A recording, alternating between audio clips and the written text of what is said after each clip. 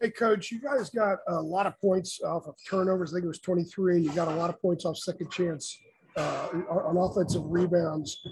What can you say about how you guys were able to create offense kind of a little bit, I wouldn't say unconventionally, but maybe when a lot of stuff wasn't always working in the half court tonight, you found other ways to get points on the board?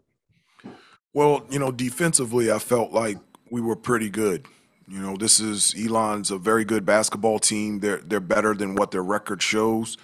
They can really shoot the ball from 3-point range. They were averaging close to 33-point attempts a game, so we knew that that was an emphasis on us protecting and guarding and contesting the three because they have a number of guys that can get hot from 3-point range. So I thought we did a really good job from 3-point percentage. I mean, we held them to 27% from three. So I really feel good about that. We were also able to get into passing lanes and get some steals and deflections. I thought Caleb was really active defensively. Our big guys, Dawson Garcia and also Armando Baycott, at the top of the key made it very difficult for their man to catch the ball. In the second half, they started getting in those passing lanes, and they were able to get some steals and deflections. So I was really happy with that. I just the execution on the offensive end was very frustrating. And for us, we pride ourselves on sharing the basketball and taking care of the basketball. And for us to only have 11 assists and for us to have 16 turnovers, that was disappointing on the offensive end. But I thought defensively we played pretty well. Thank you. Greg Barnes, go ahead. Hubert, along those lines, you've talked about there are going to be some nights when the ball just doesn't go in the basket. The fact that your team shot a season low 39%, yet wins by 17, what are some of the teaching moments there for your team? Well, that is encouraging because you're right. As good a shooter or as good a shooting team as you are, you're going to have nights where the normal shots that go in, they don't. And so what has to be consistent is defense. And so I was very happy with our defensive effort. And I think we had some breakdowns where we went under screens against 3-point shooters. And so those are things that we made mistakes on. But there's a couple things that I think should be consistent all the time. That's number one is defense, and number two, taking care of the basketball. So from a defensive standpoint, I was very happy and very proud of them. But on the offensive end, 16 turnovers, and they didn't start pressing towards the end of the game. I always believe turnovers are either careless or selfish. It's either one or the two. I 100% think that all of our turnovers are never, ever, ever, ever selfish. They're all careless. And for us to continue to build on what we've been doing this season, and especially the last couple weeks, I was very frustrated at the carelessness of us on the offensive end that led to turnovers and allowed Elon to get out in transition. Brendan Marks, go ahead. Hi, Hubert. This is the second time the last week and a half that Caleb's had 4 3-pointers in a game. And he said that this summer, most of what he worked on wasn't necessarily his game so much as it was his confidence and getting back to that place mentally. And he said you were a big part of that. Can you just elaborate a little bit on the work that you saw from Caleb mentally in terms of getting himself back to the point where he's able to contribute at this level consistently? Well, he's changed a lot from last year to this year. There's a reason why, in terms of from an offensive standpoint, where he's shooting the ball with confidence and his percentages are much higher. It's one, because of his hard work. He's always been a hard worker. Last year, he was always one of the first ones in the gym. He would consistently throughout the year come in at 7, 8 o'clock in the morning and put up shots, and he comes back and after practice. So in terms of the hard work, that has always been consistent with him. I think this year, which is a huge part, is he's taking better shots. You can practice all you want, but if you take bad shots, they're still not going to go in consistently. You have to take good shots. I think that's the biggest thing for Caleb is his work ethic has continued to be great, but his shot selection is better. He's taking better shots, and when you take better shots and you're a good shooter, your percentages are going to look good, and I think that's a huge reason why Caleb is in a nice rhythm on the offensive end. Michael Coe, go ahead. Hey, Coach. So DeMarco got some meaningful minutes there in the second half with about 9 minutes left. What did he show you in practice this week that earned him those minutes? He's been playing really well in practice. I tell people that how you earn playing time is your performance in practice. And so as you perform in practice, you will get playing time. And when you get into the game, how you get more playing time is that your play is validated in the game.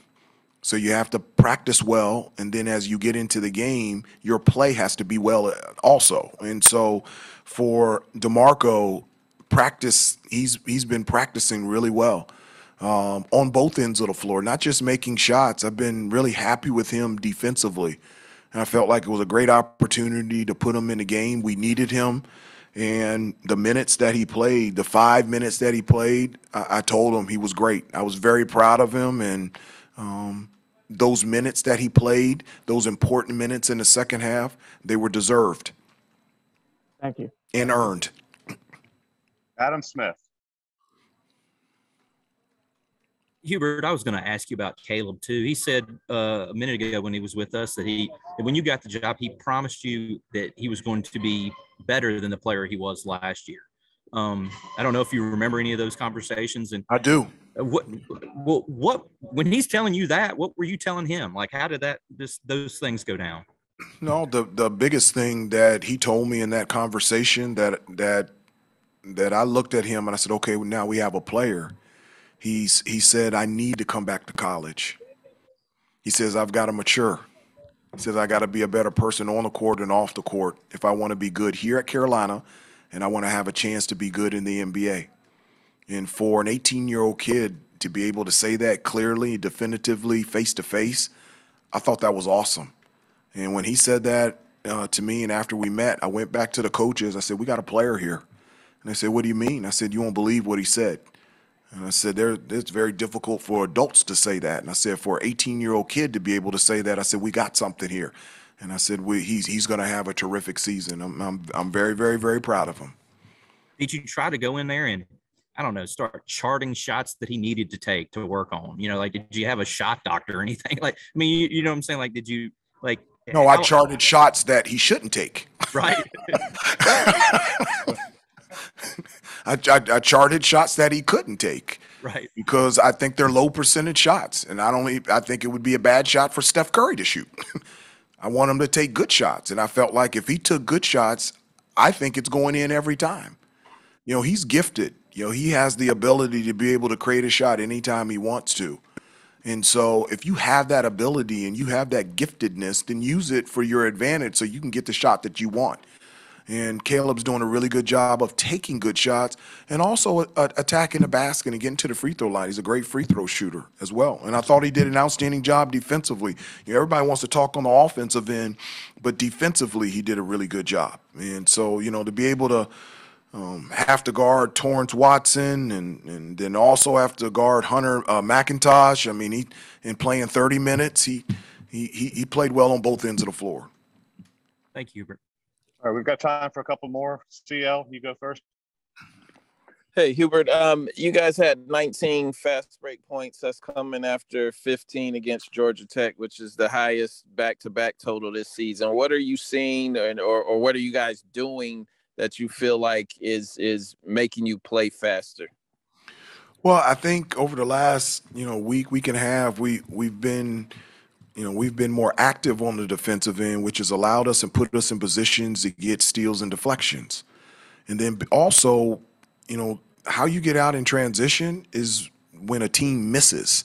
And so over the last two and a half weeks, our defense has been better. It's hard to get out in transition when you're allowing 90-something points in the paint the way we did in Connecticut. That's hard to get out in transition there. But when you get stops and you're active defensively, you put yourself in a position to get steals and deflections that allow you to get out in transition. And then when you get stops, that because we're a good rebounding team, that also gives us a chance to get out in transition. I always feel, one of the things I always tell the guys, it's our pace.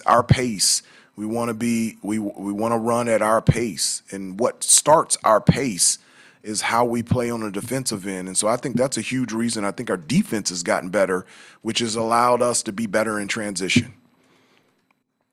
And David? if I could just ask one more follow. Yeah. Kerwin seems to be in a bit of a slump, and it's not, to me, it's not so much the actual shooting. It's that it seems like he's not even hunting his shot as much anymore. How do you kind of get him back into the flow of the offense? Well, Kerwin is a fantastic player. I mean, he's a guy that can make shots from 3-point range. I mean, he's our returning best 3-point shooter. He was the only person on our team last year that shot over 40% from 3-point range. And, his ability to shoot, we need it. The one difference this year compared to last year is last year, I don't think he was on the first page of everybody's scouting report. Now he is. And so in those situations, as an offensive player, one, I've got to do a better job of calling plays and being able to get them open, but you got to be aggressive and you've got to move without the basketball and you not hunt your shot, but you have to, when I say aggressive, you have to be a factor out there on the offensive end. And so those are things that young players have to adjust to. Kerwin's only a sophomore and he is an unbelievable player. And I think he's somebody that can be a first-team All-American here. I think he's somebody that can play at the next level, and he's going to have an unbelievable career here. And it's not just him. We're all going to figure it out because for us to be the team that we need to be, we need Kerwin to be the best that he can be. And he's a huge piece of our team in this program, and I'm so thankful and happy that I'm his head coach. Davis Wallace, go ahead. Coach, was there a reason why Styles didn't log any minutes tonight?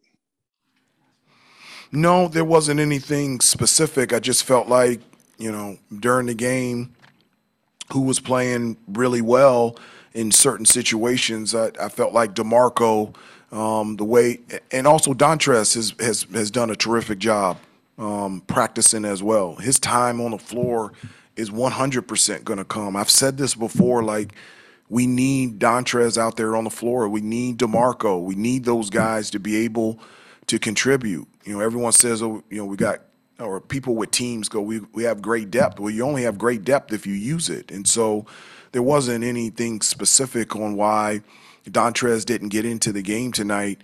I'm looking forward to putting him out there on the floor, and he's going to be a big piece of us being able to be the best team that we can be this year. I'm very happy and very proud of him.